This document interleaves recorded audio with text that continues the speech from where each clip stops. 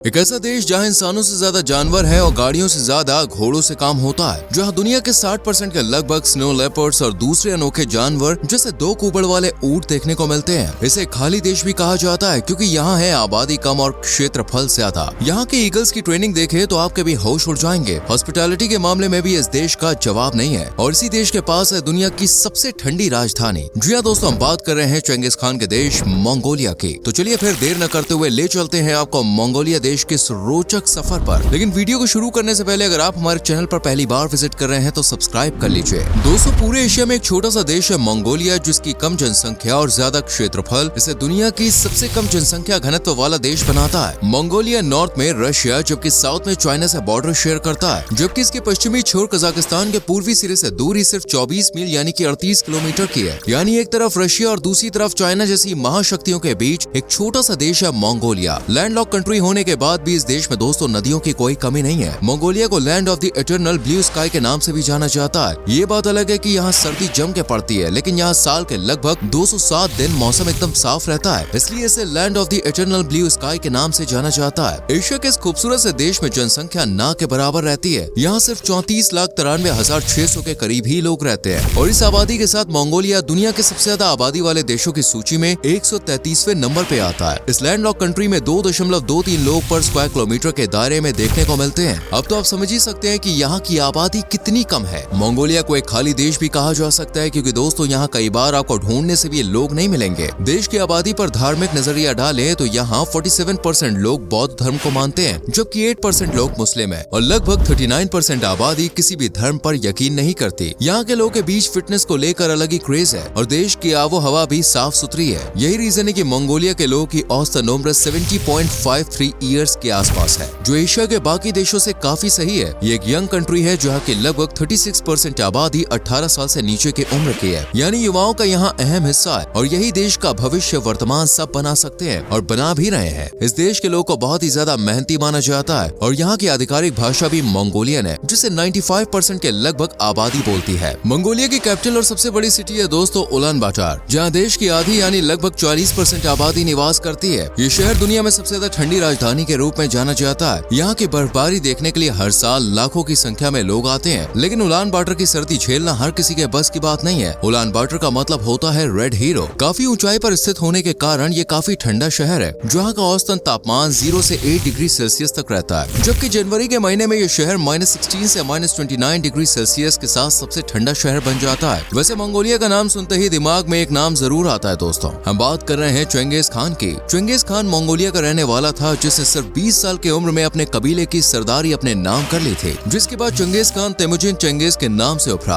और अपनी मौत तक मंगोल का राजपाट बीजिंग से लेकर कैस्पियन सागर तक फैला दिया। यही कारण है कि मंगोलियंस चंगेज खान को किसी सुपर हीरो की तरह देखते हैं। मंगोलिया के लोगों की सोच बड़ी ही अनोखी है। मंगोलियंस का मानना है कि दुनिया में कुछ भी फिक्स नहीं है, न घर न पैसा, इसलिए लोगों के लिए बंजारों की जिंदगी काफी फेमस है। यहाँ की लगभग 40% आबादी आज भी बंजारों की तरह रहती है। इनका ना तो कोई ठिकाना है और न ही फिक्स्ड एड्रेस। ये कभी इस शहर में होते हैं तो कभी उस शहर में। मंगोलिया एक खाना बदोश, दुनिया के आखिरी खाना बदोश लोगों में से एक है। कुल जनसंख्या का 25% से ज्यादा खाना बदोश है। यहाँ के लोग प्रकृति के साथ तालमेल बनाकर रहते हैं और अपने जानवरों को मौसम के अनुसार घुमाते हैं। अगर आप किसी खाना बदोश समुदाय में जाएं तो आप उनकी दोस्ती देखकर आश्चर्यचकित रह जाएंगे। यूट्स, जैसा कि उन्हें तंबू कहा जाता है, ये लोग इसमें रहते हैं। यूट्स में घंटियां नहीं होती हैं, ऐसा इसलिए क्योंकि आप बिना किसी हिचकिचाहट के अंदर जा सकते हैं और आपके पहुंचते ही कुछ खाने के लिए आपका स्वागत किया जाएगा। मंगोलियाई शब्द का इस्तेमाल होता है दोस्तों प्रेम, और इस देश में जितने भी ट्रेडिशनल लोग होते हैं वो यूट्स में रहते हैं। ये लोग यहाँ से कैपिटल सिटी में काम की तलाश में जाते हैं। दोस्तों, बहुत ही कम लोग जानते हैं, लेकिन भारत में महाभारत सीरियल को मंगोलियाई भाषा में डब करके मंगोलिया में प्रसारित किया जा चुका है, जिसे वहाँ के लोगों ने भी काफी पसंद किया था। भारत में हर साल बड़ी संख्या में छात्र छात्राएं मंगोलिया से पढ़ाई करने के लिए पहुँचती है, जबकि भारत से मंगोलिया में ना के बराबर ही लोग जाते हैं। पूरे मंगोलिया में आपको सिर्फ 100 के लगभग ही भारतीय देखने को मिलेंगे। मंगोलियंस भी भारतीयों की तरह अतिथि देवो भव की परंपरा का पालन करते हैं। यहाँ जितने भी लोग घूमने आते हैं उन्हें मंगोलियंस अपना मेहमान मानते हैं और जरूरत पड़ने पर चाय से लेकर बेड तक सब कुछ दे देते हैं ताकि उन्हें कोई भी परेशानी ना हो। इससे आप समझ सकते हैं कि हॉस्पिटैलिटी के मामले में मंगोलियंस कितने आगे हैं। वैसे दोस्तों, ये बात तो आप सभी जानते हैं कि जो देश यूनाइटेड नेशंस का सदस्य बनता है उसे एक देश के रूप में मान्यता दे दी जाती है, लेकिन मंगोलिया इस मामले में भी रिकॉर्ड बना गया है। दरअसल मंगोलिया यूनाइटेड नेशंस का सदस्य साल 1961 में ही बन गया था, लेकिन इसके बाद भी 1987 तक मंगोलिया को ना तो यूएन, ना अमेरिका अमेरिका न बाकी सदस्य देशों ने एक देश के रूप में स्वीकार किया, लेकिन आखिरकार मंगोलिया की जीत हुई और उसे एक देश के रूप में मान्यता मिल ही गई। हालांकि यूएन से पहले भारत ने मंगोलिया से संबंध स्थापित किए थे और ऐसा करने वाला भारत पहला देश बना था। यही कारण है कि भारत पाकिस्तान वॉर से लेकर भारत बांग्लादेश, जम्मू एंड कश्मीर मुद्दों सहित यूएन में भारत के परमानेंट मेंबरशिप के दावे में मंगोलिया हमेशा भारत के साथ रहा है। मंगोलियंस के बीच घोड़ों का भी गजब क्रेज दौड़ता है। कहते हैं कि मंगोलियंस का घोड़ों के बिना गुजारा नहीं हो सकता। American museum of natural history की एक रिपोर्ट के मुताबिक मंगोलियंस रोजाना की माल ढुलाई से लेकर दौड़ सहित अपने रोजमर्रा के लगभग हर जरूरी काम में घोड़ों का इस्तेमाल करते हैं। यहाँ आपको मंगोलियन ब्रीड यानी नस्ल के घोड़े ज्यादातर देखने को मिलेंगे। दरअसल ऐसा माना जाता है कि 1175 में यानी आज से लगभग 850 साल पहले चंगेज खान ने इसी घोड़े पर बैठकर मंगोल का शासन कैस्पियन सागर तक फैलाया था। इसलिए यहाँ के लोगों में इन घोड़ों को लेकर अलग ही दीवानगी है। इस देश में आपको ट्रैफिक जाम तो बिल्कुल भी देखने को नहीं मिलेगा, क्योंकि लोग कम हैं और उन्हें भी गाड़ियों से ज्यादा घोड़े चलाने का शौक है। इसलिए आज के टाइम में मंगोलिया सबसे कम प्रदूषण वाले देशों की लिस्ट में शुमार रहता है। घोड़ों की बात चल रही है तो आपको बता दें, कई लोग मंगोलिया को the land of the animals के नाम से भी जानते हैं, क्योंकि इस देश में जानवरों की कमी नहीं है। यहाँ पर आपको इंसानों से ज्यादा जानवर देखने को मिलेंगे। एक इंसान पर 13 घोड़े और 35 भेड़ों वाला देश है मंगोलिया। इनके अलावा दूसरे कई जानवरों का सिक्का मंगोलिया में चलता है। आप इस देश में स्नो लेपर्ड से भी मिल सकते हैं, क्योंकि दुनिया के 60% स्नो लेपर्ड मंगोलिया में ही पाए जाते हैं। दोस्तों, इस देश में ईस्ट एशिया का सबसे बड़ा मरुस्थल भी है,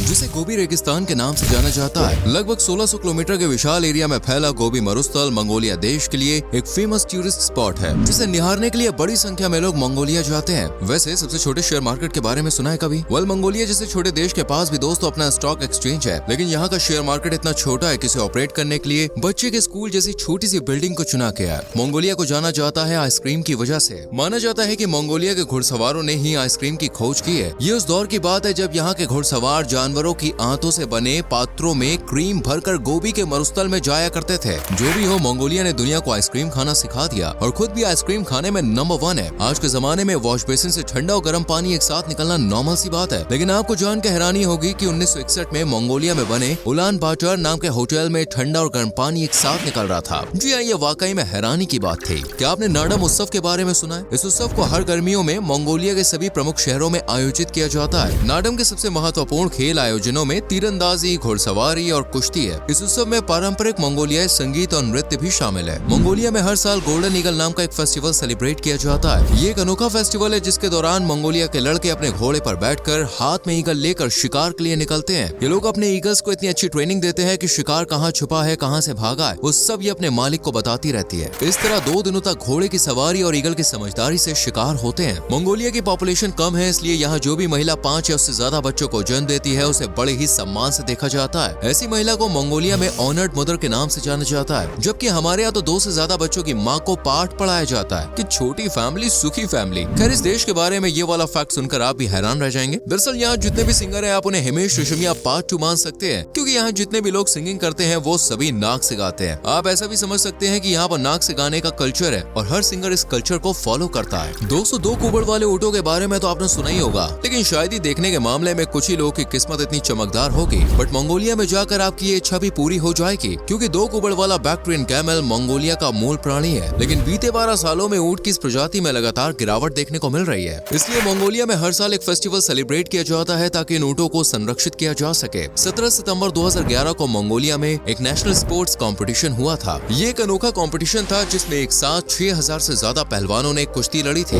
इस तरह का अनोखा वर्ल्ड रिकॉर्ड आज तक देखने को नहीं मिला है। इससे आप ये भी अंदाजा लगा सकते हैं कि मंगोलियंस के बीच खेल कूद को लेकर भी काफी जागरूकता है और स्पोर्ट्स को काफी पसंद किया जाता है। चलिए अब आपको मंगोलिया का जायका भी चखा देते हैं। इस देश में खाने के लिए दोस्तों नॉन वेज को सबसे ज्यादा पसंद किया जाता है, शायद इसलिए क्योंकि मंगोलिया एक ठंडा देश है। यहाँ की सबसे ज्यादा पसंद की जाने वाली डिश है बस, जो एक तरह के डम्पलिंग्स होते हैं। इसके अलावा आप मंगोलिया में खुशुर, बंश, खोरखोक, बूडोग और लवाश जैसी बेहतरीन और अनोखे डिशेस का भी टेस्ट ले सकते हैं। मंगोलिया में घूमने की बात करें तो आप म्यूजियम, रेगिस्तान, हिस्टोरिकल प्लेसेस को एक्सप्लोर कर सकते हैं और दुनिया में कहीं ना मिलने वाली शांति को भी महसूस कर सकते हैं। मंगोलिया में जाने के लिए आपको वीजा की जरूरत होगी, जो सभी डॉक्यूमेंट्स होने पर 30 दिन के अंतराल में मिल जाएगा। यहाँ घूमने का कुल खर्चा आपको 30 से 40 हजार का पड़ेगा। देश सेफ भी है और साफ भी है, इसलिए आप इजिली जा सकते हैं और शांति से जिंदगी के कुछ पल बिता सकते हैं। दोस्तों, उम्मीद है कि आपको मंगोलिया के बारे में जानकर अच्छा लगा होगा। हमारी वीडियो पसंद आई है तो वीडियो को दोस्तों लाइक करें, शेयर करें। वैसे आप कभी मंगोलिया गए हैं तो अपने एक्सपीरियंस शेयर जरूर करना और आने वाली वीडियोस को देखने के लिए चैनल को सब्सक्राइब करके बेल आइकॉन प्रेस करें, जिससे आपसे आने वाली वीडियोस मिस ना हो। मिलते हैं आपसे अगली वीडियो में। Till then bye bye, take care.